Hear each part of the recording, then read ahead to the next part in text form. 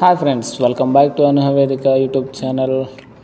So ఈరోజు మళ్ళీ స్టోరీతో వచ్చేసాను guys. Reveal a secret part 4. Last వీడియోలో చూసుకున్నట్లయితే మన విలన్స్ అందరూ కలిసి హీరోని అలాగే అతనితో ఫ్రెండ్షిప్ చేయడానికి వచ్చిన అమర్ని కూడా కిడ్నాప్ చేయడానికి ట్రై చేస్తారు. ఎలాగోలా కష్టపడి మూటలు కట్టేస్తారు అనుకోండి. మూటలు కట్టి వారిద్దరిని మోసుకొని వెళ్తుండగా గేట్ దగ్గరికి రాగానే మన హీరో మూటలో నుంచి గింజుకుంటూ ఉంటాడు.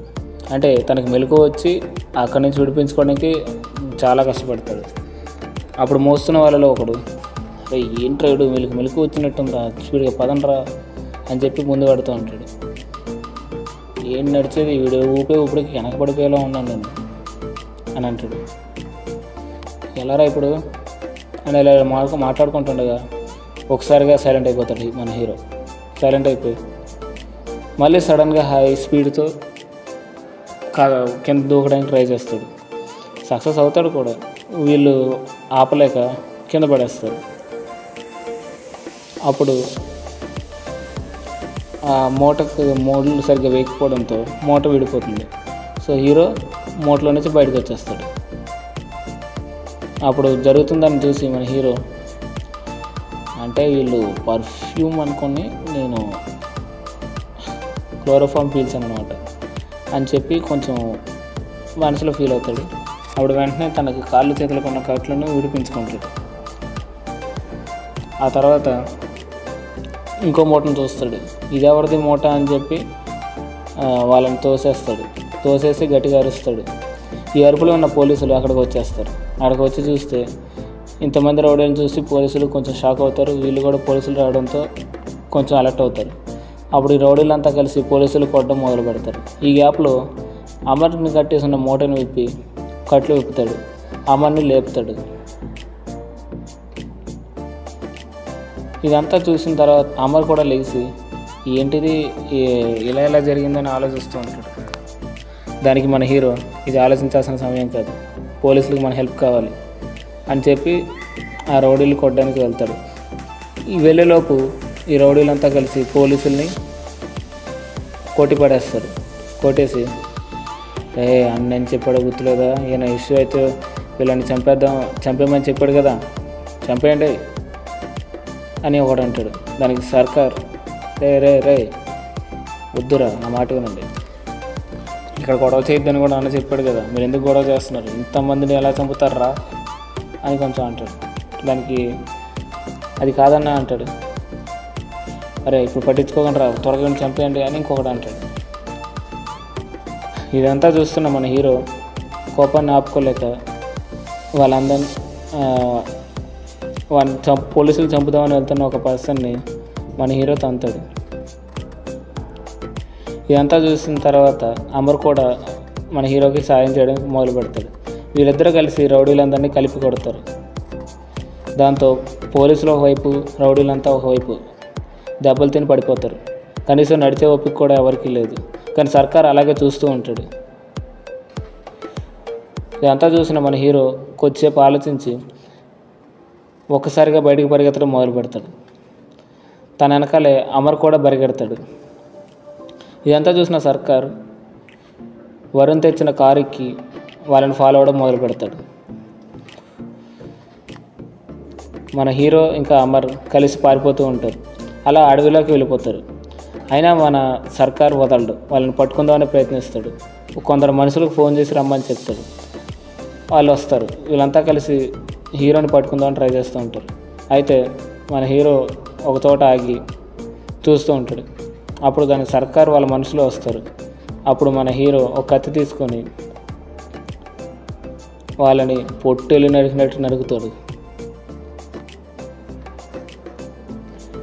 అలా విలన్స్ అందరిని చంపేసిన తర్వాత అమర్ ఎక్కడ ఉన్నాడు అని చూస్తాడు. అమర్ చెట్టు ఎక్కి వా ఏమన్నా నరికే ఒక్కొక్కడిని అని అంటాడు.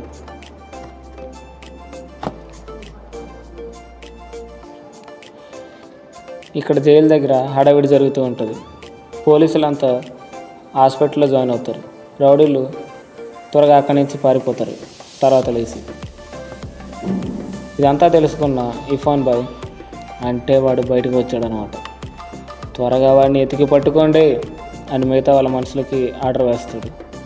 సర్కార్ చనిపోయిన విషయం ఇంకా ఇర్ఫాన్ బాయ్కి తెలియదు. సో దాంతో సర్కార్ను కూడా వెతకండి, ఎక్కడున్నాడో, ఇప్పటివరకు వాడు సర్కార్ నుంచి నాకు ఎలాంటి ఇన్ఫర్మేషన్ లేదు అని అంటాడు. అప్పుడు ఇర్ఫాన్ దగ్గర ఉన్న మనుషుల్లో ఒక అతను ఇలా అంటాడు, బాయ్ నువ్వే చెప్పావు కదా అక్కడ ఏం చిన్న గొడవ చేసినా చేయొద్దని, మరి వాళ్ళకి ఎలాంటి శిక్ష వస్తావు వాళ్ళు అంత పెద్ద గొడవ చేసి వస్తే?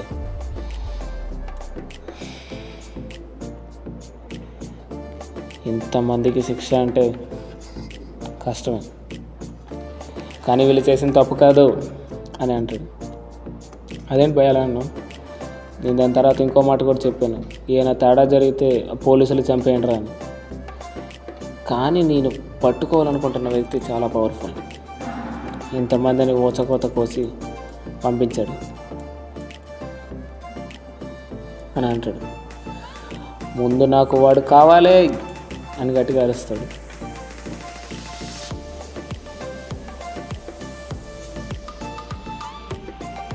ఇక్కడ చూస్తే మన హీరో ఇంకా అమర్ అడవిలో తిరుగుతూ ఉంటారు. అప్పుడు అమర్ ఇలా అడుగుతాడు, గురు మరి నెక్స్ట్ ఎక్కడికి వెళ్దాం అనుకుంటున్నావు నువ్వు అని అడుగుతాడు. నేను ఇంకా ఏం డిసైడ్ చేసుకోలేదు, కానీ ఈ రాష్ట్రం అయితే వదిలి వెళ్ళాలి ఫస్ట్. మళ్ళీ కొన్నాళ్ళ తర్వాత నాకు ఈ రాష్ట్రంలో పని ఉంది, దానికోసమే నేను రిటర్న్ రావాలి.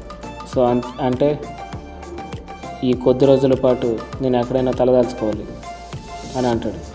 ఏంటా పనికరు చెప్తే నేనే సాయం చేస్తాను కదా, నీదైతే నేను జైల్లో నుంచి బయటకు వచ్చాను, సో నేను నీకేం సాయం చేయాలి కదా అని అంటాడు. నేను అవసరం ఉంటే చెప్తానులే, ఇప్పుడైతే నువ్వు వెళ్ళిపో.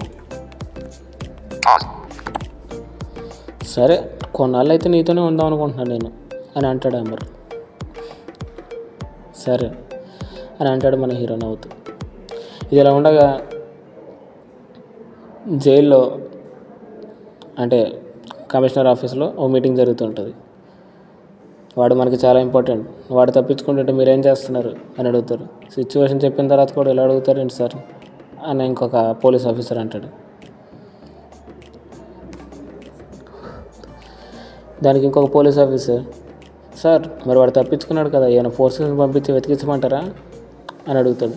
అవసరం లేదు, వాడి వెనకాల 24/7 మన అబ్జర్వేషన్ ఉంటుంది, అక్కడ మన పవర్ఫుల్ ఫోర్స్ వాడి వెనకాల తిరుగుతుంది, వాడిని మన కంటి చూపు నుంచి ఎవడో తప్పించలేడు అని కమిషనర్ అంటాడు. అవునా సార్, ఆ పోలీస్ ఫోర్స్ ఎవరో తెలుసుకోవచ్చా? ఆ టీం, ఆ ఫోర్స్ సీక్రెట్, ఫ్యూచర్లో మీకే తెలుస్తుంది అని అంటాడు.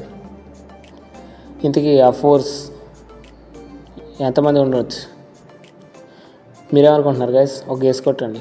ఇర్ఫాన్ బాయ్ మనుషులకు మన హీరో దొరుకుతాడా? అసలు ఇంతకీ అమర్ ఎవరు? అమర్ ఎందుకని మన హీరోతో తిరుగుతున్నాడు? ఇవన్నీ తెలుసుకోవాలంటే నెక్స్ట్ వీడియో కోసం వెయిట్ చేయండి గైస్. పార్ట్ 5లో మళ్ళీ కలుసుకుందాం. Thank you. అండ్ ఈ ఛానల్ని లైక్ చేసి షేర్ చేయండి.